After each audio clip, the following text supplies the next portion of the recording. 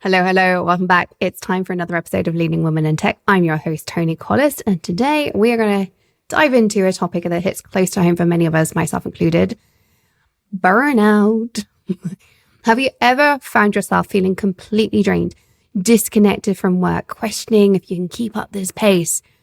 If you're nodding along, you're not alone. Burnout isn't just about stress. It's a pervasive issue. It can derail both our careers, but also our well-being and our personal lives. In today's episode, I want to unpack with you what burnout really means, how to recognize its signs early, and most importantly, some practical strategies to reclaim your energy and that all-important passion that leaves us when we have burnout. We're here not just to survive, but to thrive. So let's jump in and tackle burnout head on.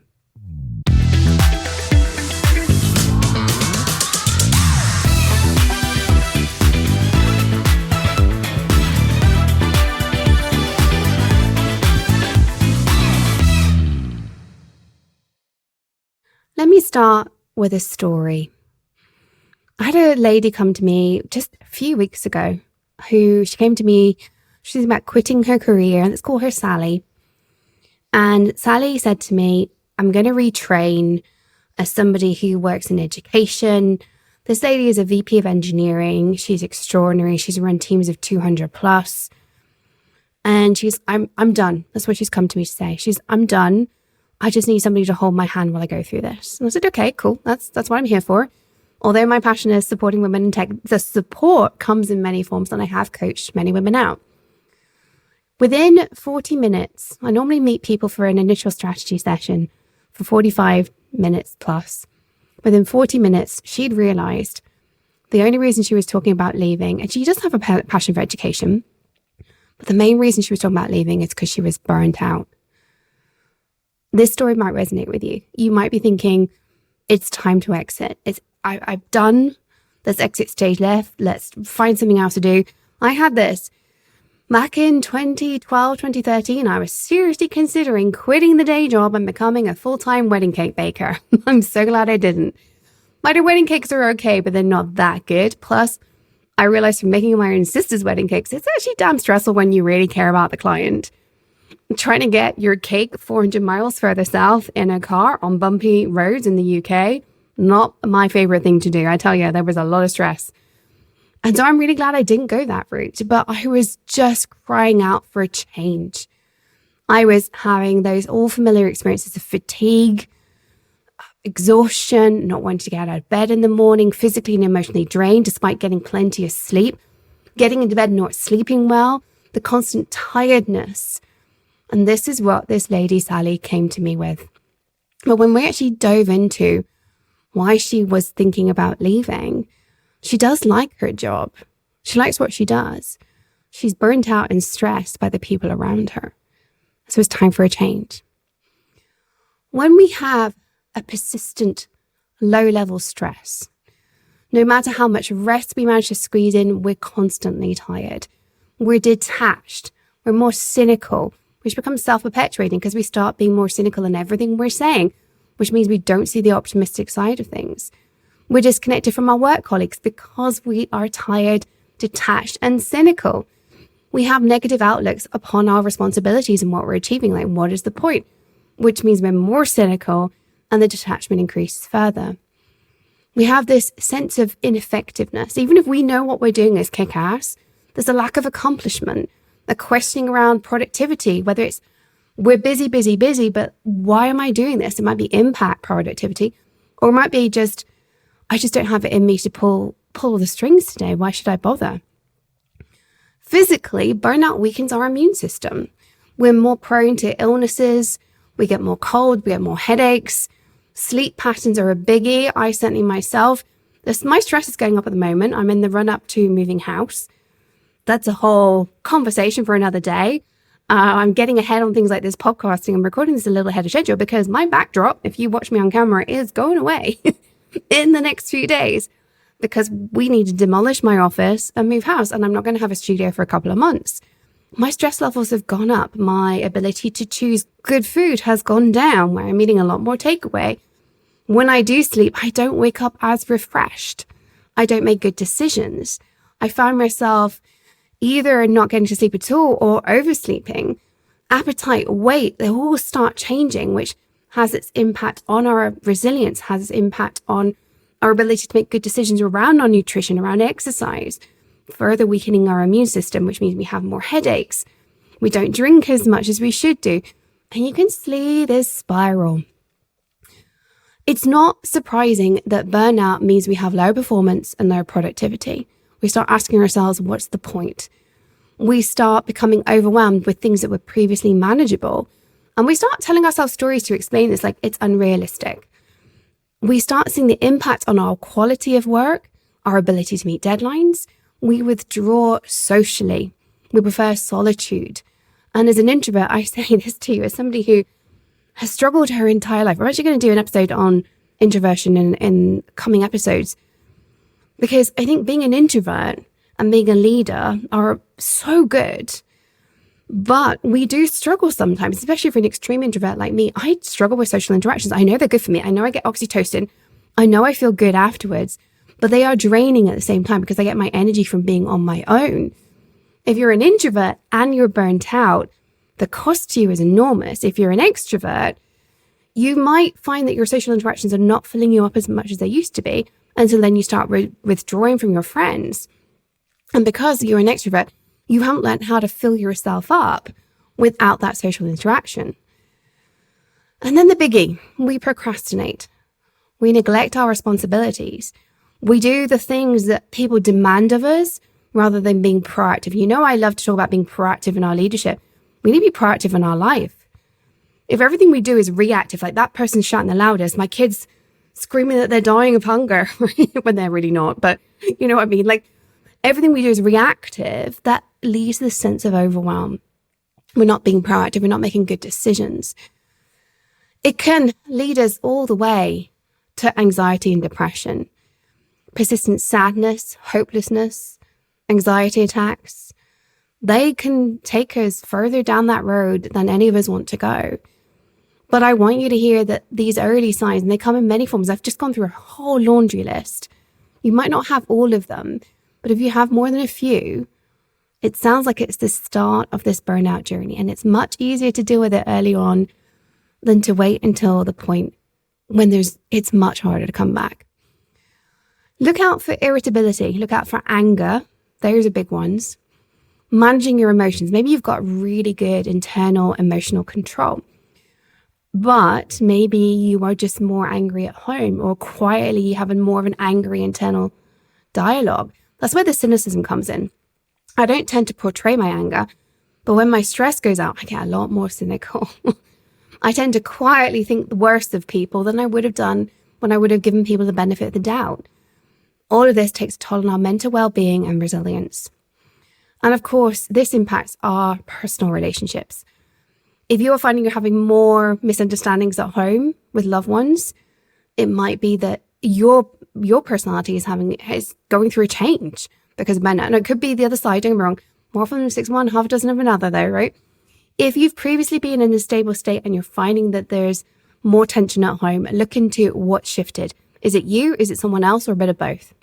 Bear in mind that I certainly have experienced when my husband's been burnt out, that has a toll on me and it impacts my stress and causes me to do less good at work. It becomes a self-perpetuating cycle. Now, I do not blame him for a second for my mental health, but I needed to recognize his mental health was impacting my mental health and take care of me so I could help him, right? Maintaining the healthy work-life balance becomes really challenging at this point because a lot of the time we use home as a way to reprioritize our needs. Equally, if you've got a toxic home life, this is why I coach the whole human. People come to me for leadership development, but I coach the whole human. If you are struggling at work, I always like, what's going on at home? And I will say, there have been a number of women who have worked through divorce as well. They've been with me because their home life was actually not supporting them. And it took coaching for them to realize that I am not a life coach. I am not a relationship coach. And it always shocks me a little bit when I support somebody through that, but I will support you through that. I'm not making the decisions for you, but I will, because sometimes that's the thing causing the burnout. So look at where is the challenging stuff coming in your life that is pulling you down. Once you've recognized you've got burnout or are approaching it, ideally we want to figure this out early. There are far too many of us that go in cycles, and I've worked with so many women where they've just been cycles. Every few years, they have to take 6 months off. It's like, that is crazy. If we can acknowledge the symptoms and their impact, you can take proactive steps to prioritize yourself, get support, get strategies to restore that balance, get your vitality for life back. This isn't about boosting productivity. It's about safeguarding your mental health and overall well-being. Like, this is not, you're going to do more at work. This is about saying, let's get back to an even keel. So if anything I've said already, it resonates with you, I want you to know, 1, you're not alone. 2, it shouldn't be this way. But 3, it isn't inevitable you're going to end up somewhere worse. But 4, you will be able to regain your passion and energy if we take the right steps. Let's just go back to basics. What is going on? Burnout is a state of emotional, physical, and mental exhaustion. It is caused by prolonged and excessive stress. It is not caused by being busy. It is not caused by working crazy hours. It is not caused by any one thing. It is caused by prolonged stress. Now, that often correlates with working long hours. It often correlates with having a bad boss, but it doesn't have to. I get really irritated when I hear people saying, oh, you can't work crazy hours because it's going to cause burnout. Or burnout is caused by my working crazy hours. It really isn't. Now, they correlate, right? And we have to deal with the thing that is causing the issue. But correlation is not the same thing as causation, right? I have known people burnt out working a tiny number of hours a week. And stress itself isn't inherently bad, right? And cortisol, stress, such bad names, really bad names. And we're told to avoid them at all costs. Stress is a natural response. It varies in its intensity, its impact, and the circumstances you're in change that. The problem is our body is designed to deal with stress in cycles. Something scary comes, stress comes up. It increases your adrenaline, your cortisol goes sky high, your metabolism changes to release more energy quickly. The problem is that we have been living in a heightened state of stress. I remember during my PhD, I just experienced chronic headaches for 3 years, something like that. It was crazy. I remember seeing my doctor and they were like, wow, that's not good. And we need to get that checked. And I was like, no, seriously, every PhD student I know has this, like every single one of us. Whereas earlier on, when you're an undergraduate, you have peaks of stress around exam time. A PhD, the stress just ramps up the entire time. And at the end, I got married a week after I finished my PhD. That was the deadline I put on myself. I was like, I'm not being married before I finish my PhD. So I had a deadline in my own head. There is no hard deadline with a PhD, certainly in the UK. Your money runs out, but there's no hard deadline. And I handed in my PhD and I got married and I cried my entire wedding day. And it was just a release of stress because the stress was sky high and consistent and had been for years. And I was so unhealthy. That was true burnout. Huge burnout.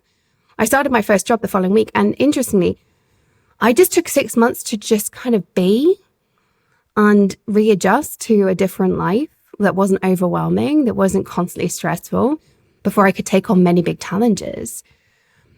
And this is so important for us to understand because it does impact every aspect of you.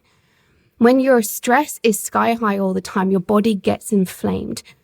Your hormones are out of whack. Your oxytocin. So oxytocin should regulate your other hormones, is my understanding. I'm not an expert on these things, but should regulate. But you struggle to ask for oxytocin. You're less likely to be receptive of things like physical contact. You're less likely to go and have social interactions that work well. When we have a social interaction with a friend, we get oxytocin from it, right? If you're struggling with stress, you're less receptive to the requests. You feel like you've got less to give, so you don't go. You're going to get less oxytocin, which means you're not regulating your cortisol and adrenaline as well. Your body starts getting inflamed, which means you make less good decisions. And as I said, it damages your ability to fight off viruses. Your immune system takes a hit. So we need to understand that we have to intercept this. We have to intercept it early on. Do not wait for it to get sky high. So let's talk about where we start in this journey. When we first are in a role or in a situation where things aren't necessarily right, but they're new, right? We're often in a honeymoon phase. So whether this is a new role, new company, a new person, we forgive a lot more. We have high job satisfaction, commitment, creativity. There could be signs of stress, but we overlook it as normal, job challenge.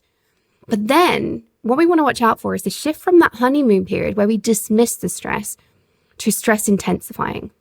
The onset of stress kicks in. We have more irritability. So look out. Are you losing your temper more with your loved ones? Do you have more anxiety? That's where it comes out for me. Do you have difficulty focusing? I definitely struggle with focus early on in stress. Heightened stress, I find my mind wandering in a coaching session. And I'm so thankful that I've trained my brain to focus so well, because that's what a coaching is. I have to focus so much. I wish I'd known how to do this as an executive. If you want to be a great executive, obviously you should know how to coach. But actually the training of coaching and how to focus really, really well is so good for your ability to participate in executive meetings. I think if I'd learned how to do this early on, it'd be so good. And that means that if my focus is wavering, I notice so quickly. It's not that I'm not a good coach anymore, but I know I'm not bringing my 100%. And I noticed this well before. I've never had a client ever notice this. I've had team members notice because I don't pay as much attention. If I'm struggling, I give my bandwidth to my clients and not to my team. And so I've had team members be like, are you okay, Toni? And I'm just like, I just need a day. I just need a mental health day today. So look at if you're struggling to focus, look at if you've got anxiety. How does anxiety manifest for you? Do you lay awake at night? Do you ruminate? Do you second guess yourself? Anxiety comes up in different ways to different people, but maybe you're just more angry, more irritable, more cynical. Focus, anxiety, irritability. Those are the three things, and different people will have different ones depending on your personality. There's no right or wrong. It's just who you are. Look at where those negative emotions, negative experiences are getting less manageable, right? I'm not saying you aren't anxious or sometimes struggle with focus. It's about they are becoming more of an issue, right? And this is hard. If you don't take a benchmark, like what are you comparing it? So you've got to understand yourself really, really well. Then we move into overwhelm. Our productivity begins to struggle. We don't know what to focus on. We just deal with the triage. We deal with what's coming in our inbox in the morning.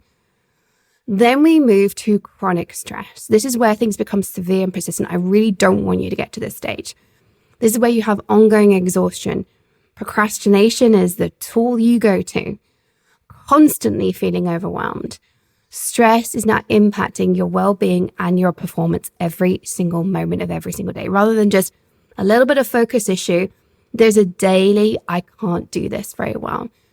You are trying to do all the right things, but stress is continuing to impact you every single moment. Ultimately, that chronic stress leads to burnout.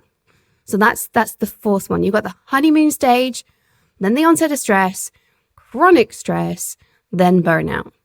We want to interrupt this as we go from honeymoon into onset of stress. We want to realize that stress is not a intermittent stress. It's a stress that's not really getting dealt with on a daily basis. Because if we head all the way to burnout, we're going to get that persistent fatigue, detachment from work, personal relationships, that failure, the feeling of despair. That's when people end up taking 6 months off or longer. And that's when the serious health issues also come in, mental and physical. They can include depression, but also physical conditions as well. I think we often think about burnout as a mental condition, but so many of us not addressing burnout, our bodies take a real toll. So, early intervention, what does this even look like? First of all, notice, understand yourself, know yourself really, really well. If in doubt, have a conversation with somebody, myself, my team, another professional. Understand if you've got early onset stress, chronic stress, or if you're in burnout. Get an idea of where you are in the spectrum, right? You need to then be looking at, like, what is it that's causing this chronic stress? Now, we talk a lot about healthy work-life balance, the well-being, the satisfaction. I think it's work-life blend. But also, I don't think blend, or the work-life thing isn't necessarily the cause. Most of my burnout has been relationships with a particular individual at work, not having a positive relationship with that person. They spend a lot of time with me. Clients, it can be not supportive environment at work, at home. I'm thankful that's never happened for me, although I am aware that my chronic stress goes up when my husband's chronic stress goes up. So I have basically got a really supportive environment at work and at home. But not really. And for those of you listening for a while, I lost my dad to Alzheimer's last year. And that was a long journey and a stressful one for my entire family, particularly my mother. Like years and years and years of watching my dad slowly decline, him becoming more and more challenging for any of us to handle, to be around, to support, to care for, do the right thing. The number of decisions around, are we doing the right thing, took a real toll on us. I was so close to burnout at various points in, I would say, probably over a 5-6 year journey. There was a point early on where I felt like every time I saw my dad, I cried. It was my way of processing what was going on. If I hadn't been doing stuff to ameliorate that response, to level up my mental health in other areas, to protect me against my stress from my family situation, my burnout would have become a real thing. I had chronic stress and I chose to keep that chronic stress. It was important to me that I maintained my relationships with my entire family through that. Whereas we can choose to leave a job, right? I decided it was important for me to live through that chronic stress, but I had to put in really strong boundaries to protect myself. And then there's short-term chronic stress. It's like, right now I'm gearing up for a house move and I do genuinely not know where I'm going to live in 3 weeks' time. My husband and I, we're building a house. We haven't started yet. I say we're building a house. We are going to build a house. We own the land. We haven't got permission to build what we want yet because you have to get permission here. That's going to take months apparently. But we are determined that we are going to move into a static caravan, mobile home, don't know what you call that in different countries. A tiny little thing. We're moving from a lovely 4-bedroom house to a tiny little thing on a piece of land. And right now it doesn't exist. We don't have electricity. We don't have broadband. We don't have water. It's 3 weeks' time. I think we're going to be living with my mum, and that's going to have its own level of stress. I love my mum dearly, but stress, right? So my business can be going well, but my personal life can be holding me up. Earlier on in my career, it was my work. Toxic bosses, toxic relationships in the workplace that were the thing really causing this. So we need to look at what is the cause. And if you've been a long way down this road, it can be quite hard to diagnose what the cause is. So with the lady I spoke to you about earlier, Sally, the cause for her was the company had been acquired and her opportunities had just been shut down. It became really clear to her that she wasn't going anywhere. Her responsibilities had been reduced to her team. Half her team had been given to somebody else in the acquiring company. And although they were apparently desperate to keep her, they were just reducing her responsibilities. They didn't want to lose her because of her knowledge of the product they bought by acquiring the company. But her career, she had very ambitious career goals. And her chronic stress was caused by, I'm just seeing those goals evaporate. How is this going to help? And she left it long enough thinking, it'll improve, that it got to the point where she couldn't see that that was the issue, which is why she was thinking about it's tech that's the issue. Maybe I shouldn't be a head of engineering. Why am I doing this? And was considering leaving the world of tech.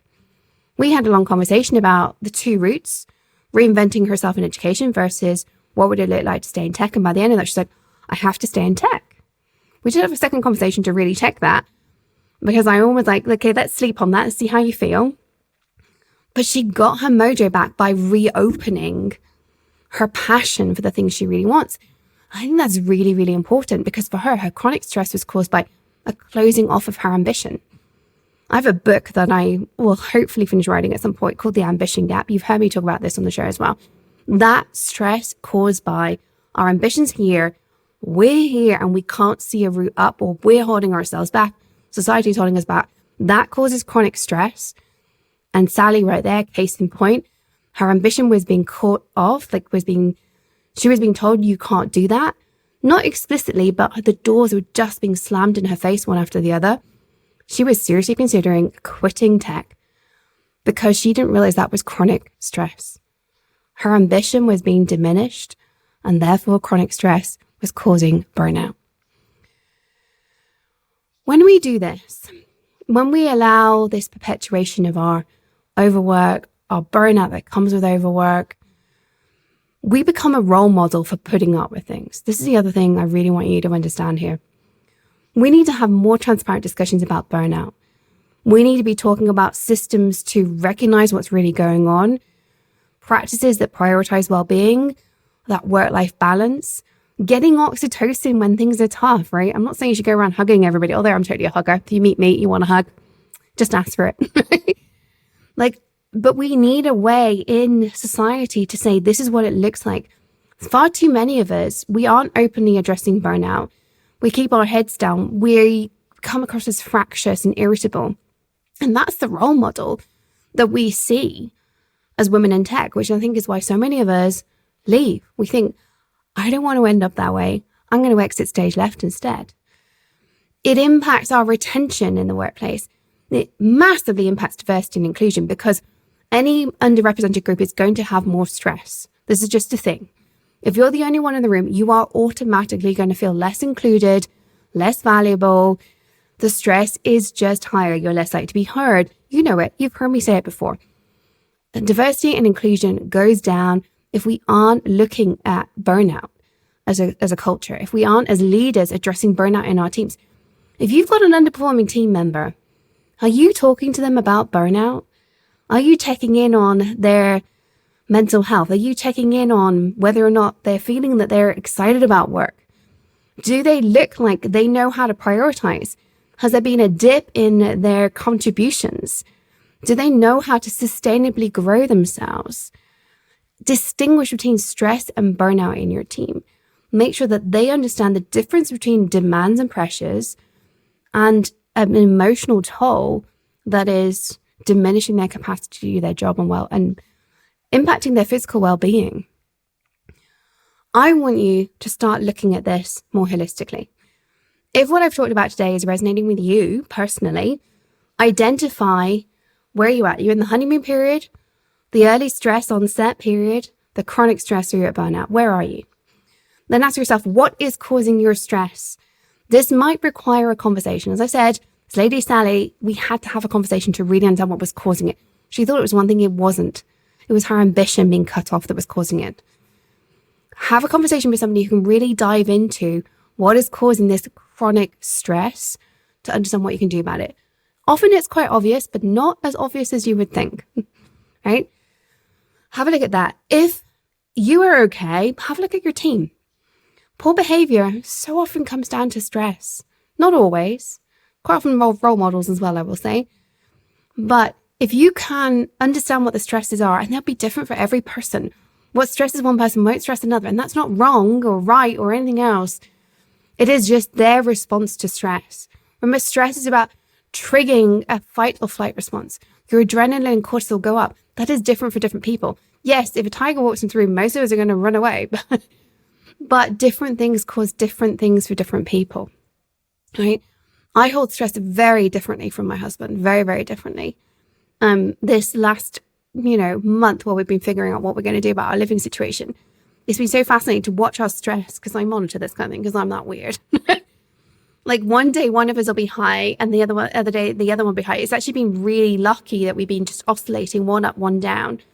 And we've had this conversation and we can say, like, hey, I'll make the decisions today. I'll be the one making the phone calls today. Because we're both quite introverted, very introverted. What am I kidding? There's a reason we work so well as a couple. So things like phoning people and saying, like, what's the situation with this? My idea of hell, his idea of hell. But we can hold each other up through it and we can help each other through it because we've had that conversation around our differing stress levels. And we've been very lucky up until now that we've basically been oscillating. I think as the deadline approaches for where we're going to live, that's going to change, right? Another thing to look out for, which I came across early in my career, was somebody who has a lot of prolonged absences. This particular lady, she got a lot of tummy issues and a lot of migraines. And I sent her home from work multiple times. Unfortunately, this got flagged up by the automatic systems in HR, like she's having too many absences. I was the one sending her home. We sat down, we had a look at it. There was a couple of things going on. There was a whole load of stress, and there was also undiagnosed celiac disease, actually. Now, I think the undiagnosed celiac disease was causing other things to be less tolerable. So we actually, she got some tests, realized she had celiac disease, great, cut that out. But we then had to deal with all the other things that had happened, partly as a result, but they happened together. because her body wasn't doing well. She wasn't sleeping well. She was getting migraines. She was making less good decisions. She was overwhelmed. She was overworked. She had a lot of frequent illnesses. And therefore, it wasn't just that HR were breathing down her throat about absences. This is the thing that drives me nuts about these policies, is the last thing somebody needs in this situation is to be told you're not doing a good enough job. They already know that, right? That just adds to the stress. She was already stressed because she wasn't delivering on projects. And she knew it, right? This unchecked stress on overall health is immense. So I really want you to understand what is causing it in you or your team. Whether it's headaches, getting sick more frequently, feeling disconnected, have a look at what do you want to do. Avoid being like Sarah, an executive that came to me a few years ago, who ended up just quitting. She quit for a whole year. She dreaded coming to work. She had made so many errors because she was so tired. She quit. She took a year off. She came to me because she was ready to re-enter the job market. She had a whole year to recover. And then she had to talk about how to get back in. And she was terrified of repeating that as well, which is a lot of the work we did. It wasn't just re-entering the job market. It was about how to ensure that didn't happen again. So get yourself your own support network. Get yourself a really good understanding of your well-being. Look out for it when you aren't doing well. Be your own coach. This is what I do. I have a coach, but I am my own coach. I have several coaches, but I am my own coach around my mental health. Look at what behaviors are healthier for you. Now, I'm not saying you're going to be that healthy person all the time, but the more you can do to maintain a positive mental health, the more resilient you're going to be. And the biggie, look out for what's causing you stress. And don't push it into the weeds. Don't be like Sally and just accept it. Don't keep accepting the stress. If it's causing that cost in you, remember that chronic stress will lead to burnout. Remember, you've got this. You can do something about this. Job dissatisfaction, work-life imbalance, none of that is inevitable. Working crazy hours, none of that has to be true. You can work at how to alleviate tension, whether that's exercise, getting a hug, yoga. There's so many things. I could talk to you all day long about techniques for breathing, for meditation, taking breaks, building resilience in so many different ways. You've heard it all before. The most important thing is to understand what's going on for you and figure out how to get rid of your chronic stress. That is the number one way you're going to become more resilient and step away from burnout. So until next time, remember, if you need my help, I'm here.